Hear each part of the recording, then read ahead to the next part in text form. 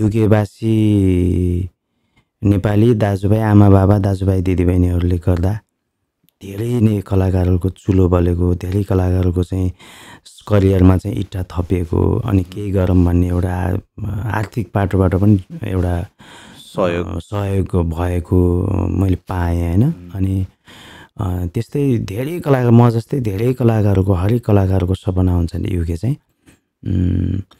र युकेमा म धेरैवटा देश त गएँ होइन, तर युके जस्तो भनौँ न अर्को नेपाल टाइपको मलाई लाग्छ कि मिनी नेपालको रूपमा यहाँ बस्ने नेपालीहरू। जस्तै मैले नेपाली अब सन्दर्भ जोड्दै गर्दा नेपाली मेला हेरेँ होइन।